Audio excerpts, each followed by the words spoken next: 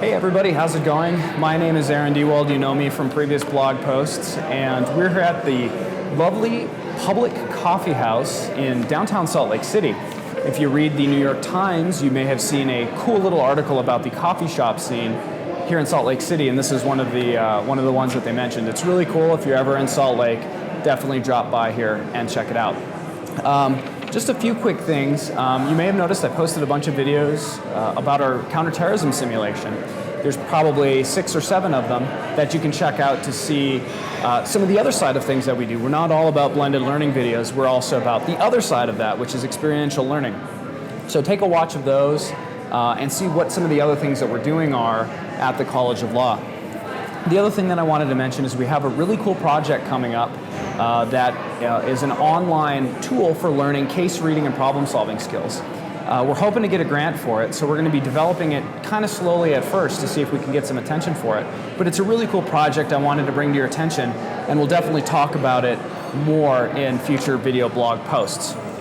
So as you can see today, I have a very special guest. You will recognize her voice if you've seen any of our Torts videos. This is Jackie Morrison. She works with us at the S.J. Quinney College of Law, and she's our lovely voice talent for the Torts videos. Hey Jackie, how you doing? Doing well, how are you doing? Awesome. So we're going to do a quick interview of her.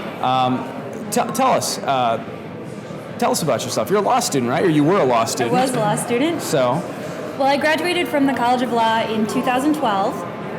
Right now I actually work at the College of Law. I work with Aaron at the Center for Innovation in Legal Education. I'm a program manager here in Utah, and so I have graduated about 2 years ago, and I've been working at the law school for the last 2 years. So it's been wonderful. Very, very good. Awesome. So I hear you were in charge of a big simulation project that we have that I just mentioned, videos, and if you watch them, maybe I don't know if you're in any of the videos that we have. Probably not. But tell us a little bit about it so that the viewers can kind of get some context for it. Okay. Well, when I was a second-year law student, I took Professor Amos Giora's Global Perspectives on Counterterrorism class. And after the class finished my second year, Professor Giora tapped me to be the student director of the simulation design the following year. So for my entire third year of law school, I worked with a team of my fellow students drafting scripts for the main simulation. And then also that year was the year we introduced the 4 mini simulations. Yes. So that was very exciting. And so we did a lot of work preparing for the class and trying to brainstorm ways we could test these various discrete skills, and it was a absolutely wonderful experience, and it was incredibly helpful for me as I was graduating from a law school and looking to get a job. Yeah, that's really cool. And the interesting thing about this counterterrorism class is there's 2 pieces to it. There's the substantive course, which you took your second year, where you learn about the rules and the theories and stuff of counterterrorism.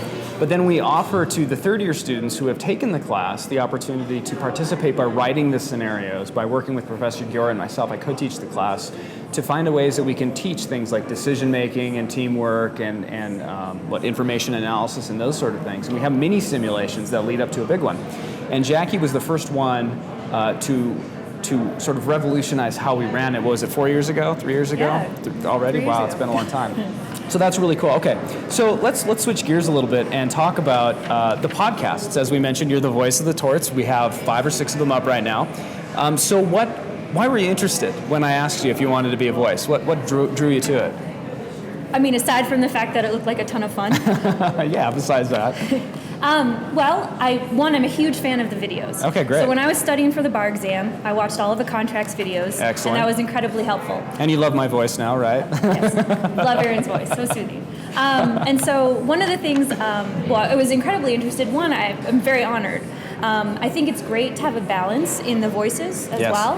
And so that was exciting too, and just honestly thrilled to be a part of the project. Excellent, good. So you mentioned you did have some prior exposure to the videos.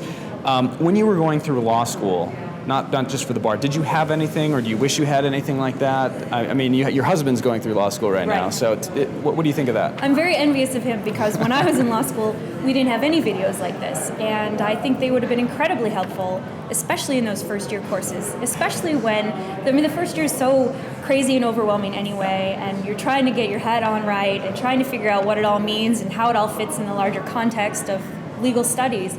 And so having the videos where it breaks down the black letter law is really empowering as you're seeking to understand the larger theory. And so I'm very envious of students now. I wish that they had existed when I was in law school. See, you don't know what you have. All of the access to these contracts and the rolling out of the Torts videos, you guys are really lucky. Okay, so I know I was reading the contracts and I'm the voice on some of the other ones, but I want to hear what your routine, like how do you get yourself ready and prepared to read the scripts? Because it's really odd, you're sitting in the sound stage with Lance and myself sitting there sometimes. Like, how do you get ready? How do you prepare for it? Well, I read the scripts beforehand carefully. Very good. And I think the audience should know that since we all work together and we're always teasing each other all the time, it's actually, it's one thing to public speak in front of an audience of nobody you know. I actually really enjoy public speaking. It's another to be in a sound studio with two of your coworkers and friends who are making fun of you constantly. So, it's unnerving. You're putting yourself out there. I make a lot of mistakes. The joke is that I'm laughing all the time, and so there's a lot of editing where we have to take the giggles out. But I think that's actually a really useful thing because I'm having fun reading the scripts, and so I hope that carries over and that the audience picks up on the excitement of being part of the project and the excitement about discussing some of the things that are discussed in the modules. Yeah, that's an interesting point. One of the things that you don't really realize is how important the voice is, and that's why we're sort of selective with who we choose to read the scripts. If you have seen the second module of the critical thinking videos, you'll know that we switched to a different voice. And I would love your thoughts and your feedback on that voice compared to my voice, compared to Jackie's voice, because it really does carry through. When you can't see the person like you can right now, you rely a lot on that narration, on the voice to tell the story. So tell me, what is your favorite part about recording the audio, and what part do you like the least about recording the audio with us? Mo, my favorite part is that it's fun. It breaks up the workday. I get to go do something really exciting. The scripts are fabulous. Professor Wiley does such a good job breaking down torts in a way that's easy to understand. And I'm also relearning torts again as we go through doing the narration. So I really enjoy that. I also think that my background was in more soothing, slow, calm voice work. Sure. And to be able to do something more upbeat and more energetic, it's a challenge. I have to fight against my natural tendency, but so I enjoy the challenge and it's very fun. So I'd say that my favorite part is that it's just a really fun thing to do. And your least favorite part is being in a room with us. Yeah. So the last question that I'll ask you then is, so a lot of our viewers are also professors, and they're interested in getting into this flipped learning, blended learning, and they need to narrate. And as we mentioned, the narration is a really important piece. So what are some thoughts and some ideas you have about other people looking for tips to record their own audio? What advice do you have for those professors? I actually think you're in a much better position to give the advice. Aaron's the expert here, and so he's a fabulous coach. Keeping the excitement level up, making sure that you don't brush over any words. It's really easy to do, and the words are really important. And so taking your time, reading carefully, and it kind of sometimes it's exaggerating how you would normally speak.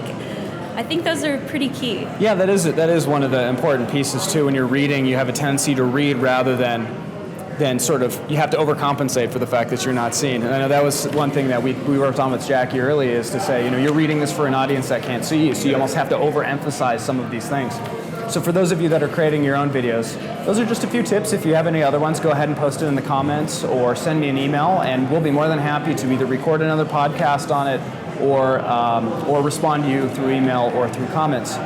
So we're just about out of time here. I wanted to thank Jackie for joining us today. Thanks for having me. No problem. And we'll do another one next month, and we'll either have Lance, who is our audiographer, the one who records the audio and the video for these podcasts, or Professor Deborah Threedy to talk to us a little bit about how she approaches script writing, which is a very delicate process. So we'll see you next month, and thanks for watching today.